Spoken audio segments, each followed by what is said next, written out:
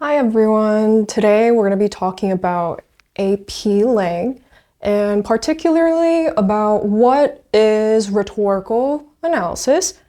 And so today's lesson will consist of these 5 parts.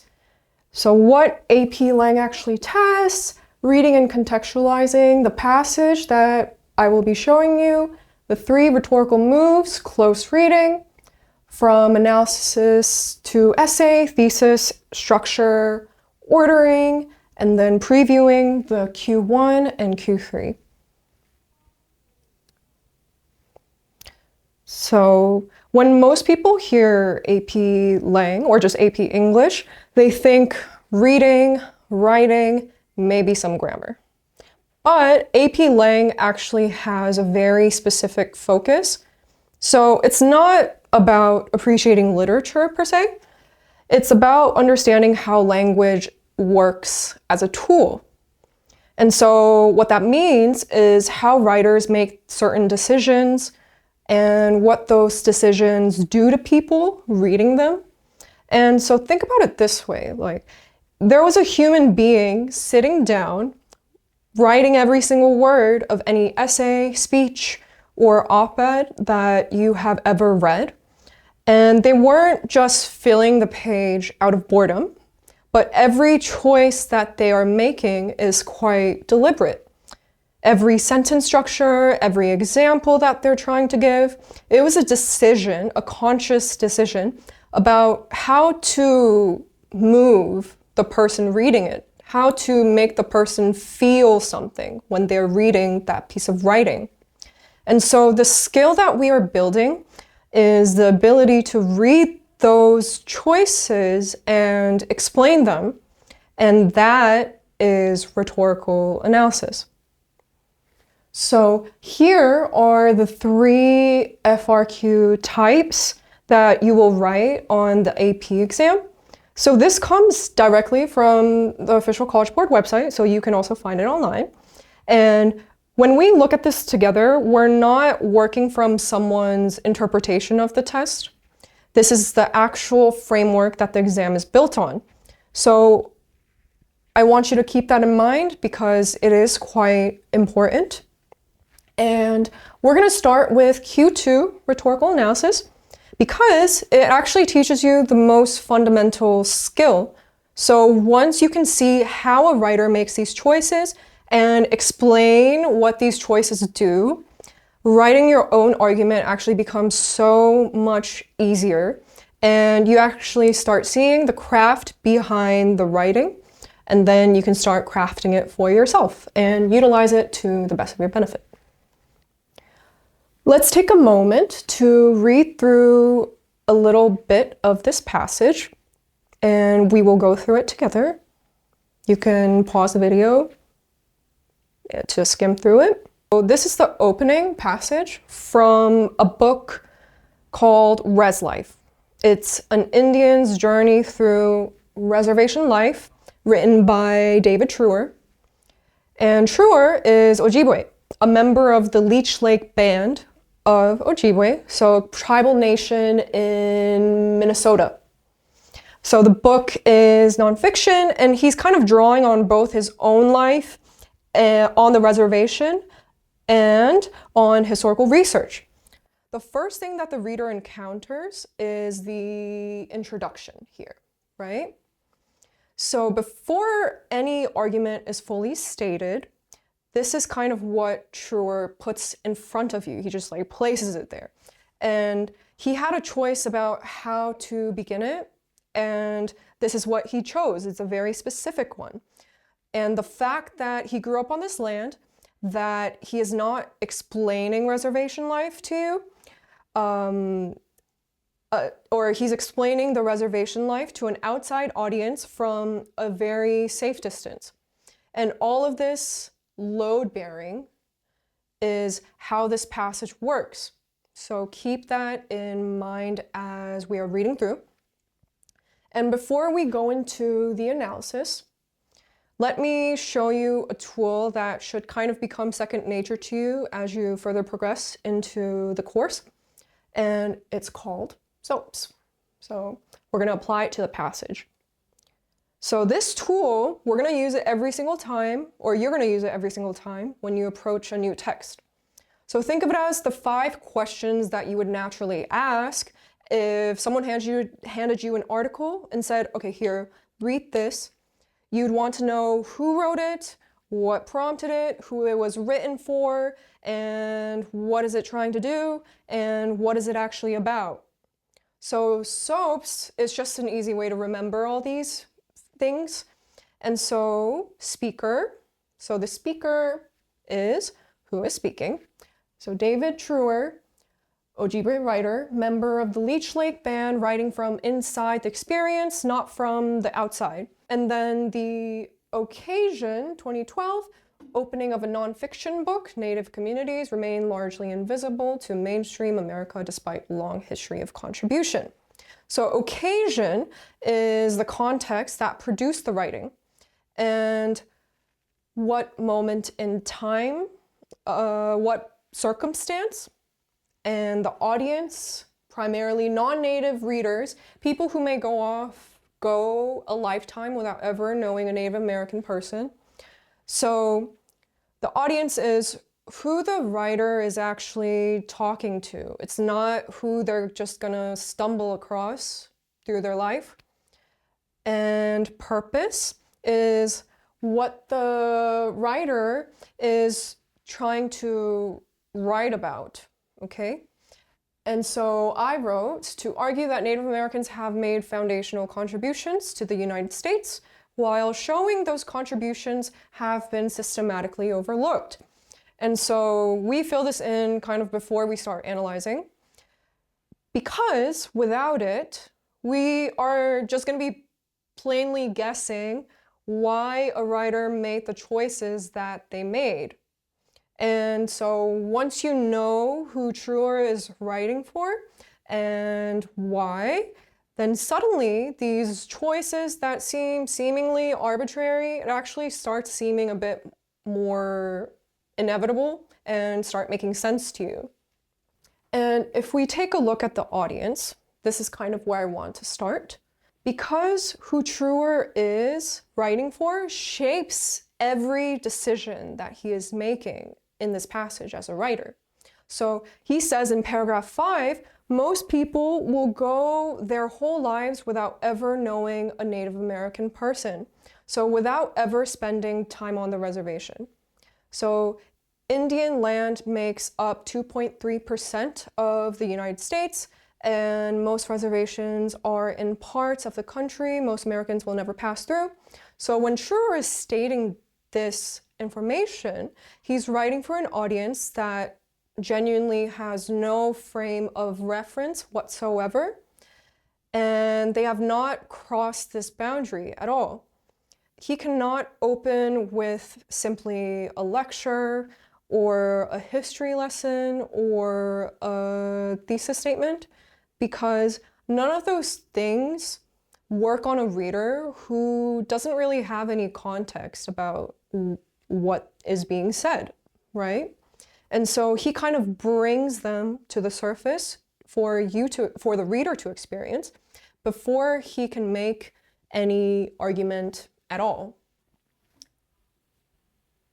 The 3 rhetorical moves in the passage. So the passage opens with a sign, and the sign is rendered all in capital letters. That is a typographical choice, and it is doing a lot of work. It feels like you are being yelled at. So it's not, the capitalization is purposefully done. Someone is kind of shouting at you.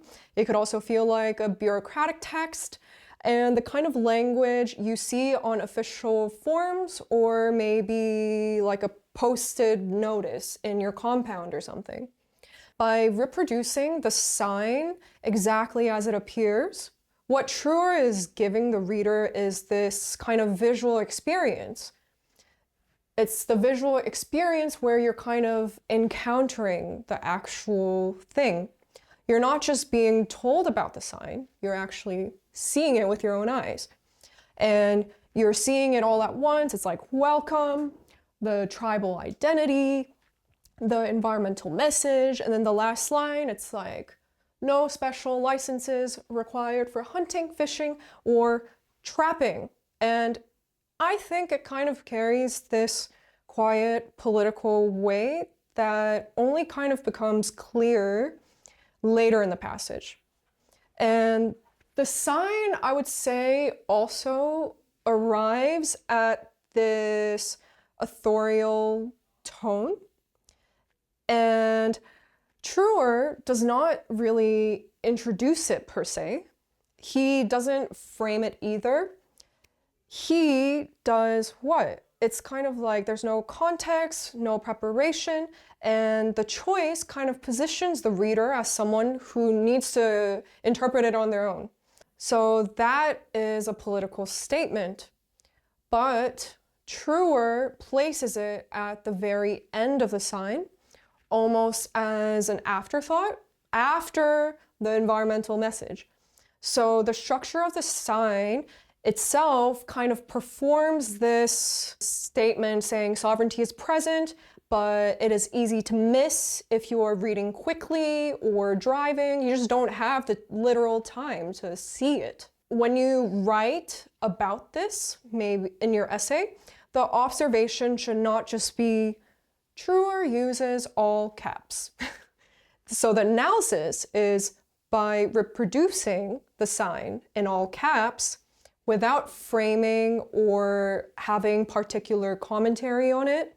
So it's kind of forcing the encounter with a text of the sign before any interpretive context is available. And so that kind of mirrors the way most of his audience actually encounters reservation life.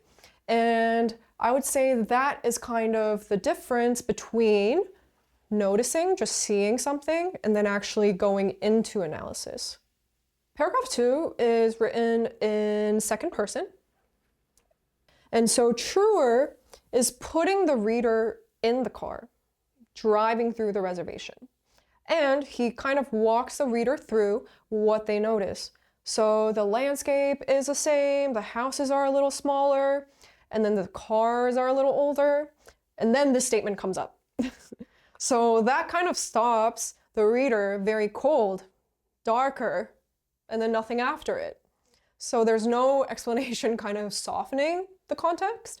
There's no follow-up clause, and everything that was kind of moving with like people driving along with it, it just all suddenly stops.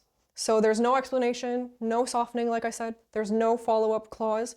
Notice what he's doing grammatically. It's a sentence fragment. So Truer knows that. And he's not doing this by mistake. And the fragment kind of isolates the observation the way experience isolates it. So the sequence he built, it's like, before this, he says like, you are driving, the sign is behind you, you are scanning the landscape, the pines are the same, the swamps are the same, the houses are a little smaller, and then your eye lands on something, which is this part. The grammar kind of enacts the moment. So the isolation of the word on the page is, I would say, kind of the isolation of the observation that is occurring in the mind, in your mind. And the second thing to notice is what that kind of does to the reader. So Truer has been writing in the second person the whole time. And so you are the one driving, you are the one whose eyes kind of move across the landscape. And so by the time he reaches that, when you reach that word, the reader kind of already has seen what he is about to name. And so he gets there first. And he names it before the reader has decided what to do with it.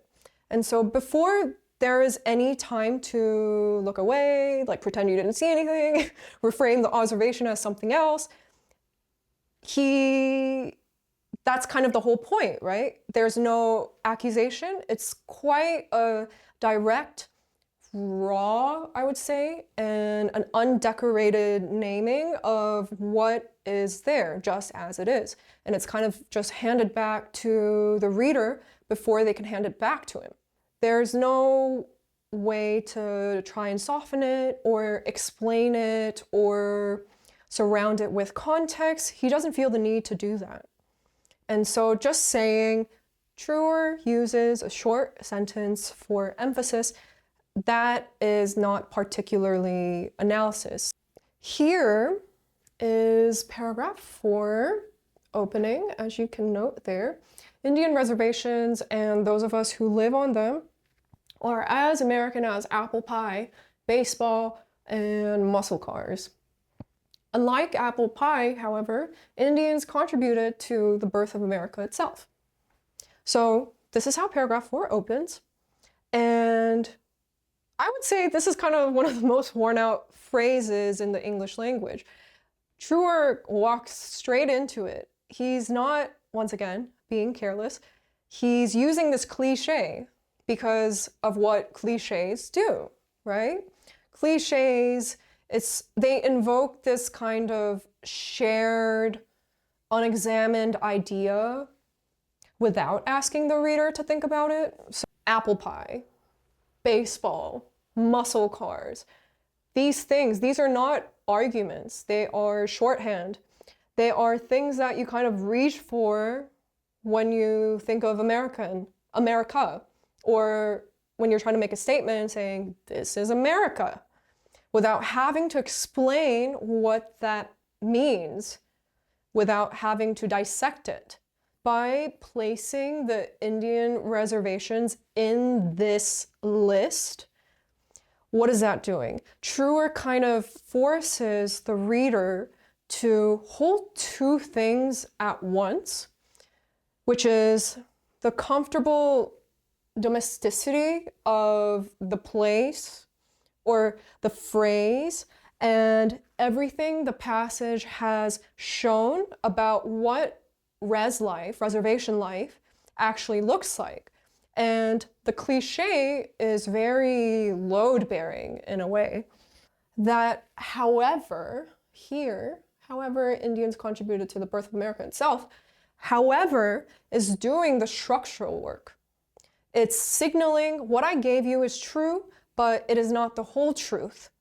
So when Truer says all of these things, he's not just making a rhetorical point, he's stating a historical fact that the cliche had been quietly covered up for some time.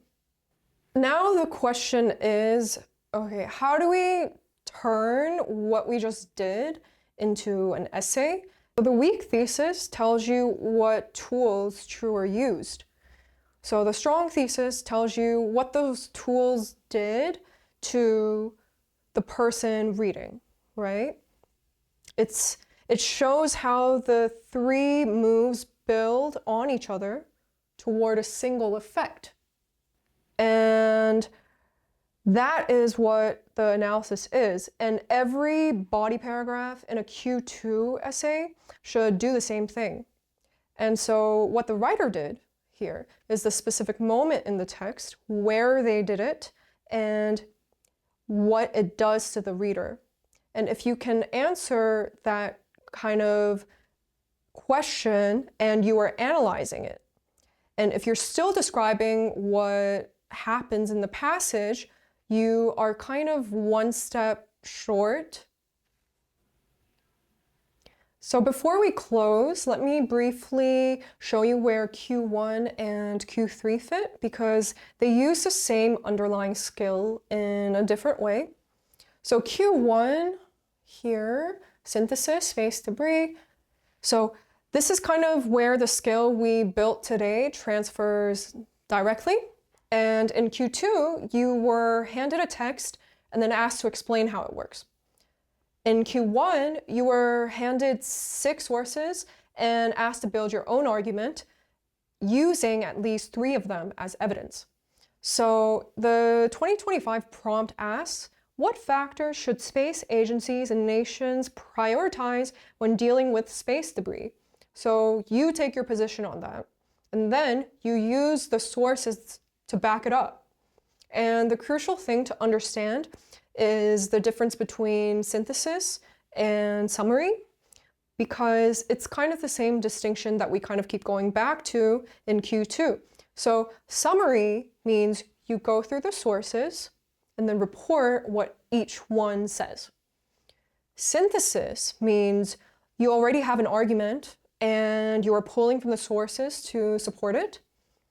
So the argument comes first, the sources kind of service it, and not the other way around. Okay? So a student maybe who summarizes 3 sources and then writes, therefore, space debris is a problem. That is not a synthesis of anything. Okay? So a student maybe who argues that international legal accountability is the most critical factor, then uses specific evidence from 3 sources to build on that case, has done the synthesis. So once again, just to recap, read the prompt, take the position, and then write a rough thesis before you read the sources, and then read with your argument already in mind. So you are looking for evidence, you are not waiting for the sources to just tell you what you think. Here, Q3 is kind of the most open-ended out of the 3. And open-ended does not necessarily mean it's easier. Okay, it could be harder for some people. And it means that the entire burden of structure, argument, and evidence is on you. So no passage, no sources, just the prompt and 40 minutes. The 2025 prompt gives you a quote from Naomi Osaka, the tennis player. So she says, "For me, the biggest lesson I've learned is to try to be present in each moment. It's easy to lose sight of how far you've come, but I've been prioritizing trying to live in the moment and enjoy the journey." So what you need to do is you need to argue whether and to what extent the claim is valid. Notice the phrase that I just used, to what extent. That is your invitation to qualify, and you should take it.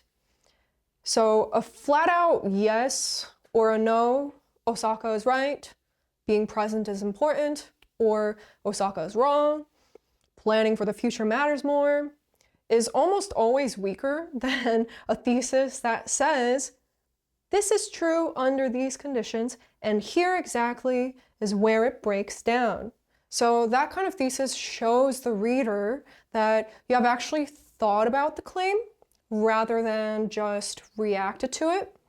And so a thesis with maybe some nuance built in it, it seems a lot harder to knock down with just a single counterexample, for example, rather than an absolute statement, right? Yes or no.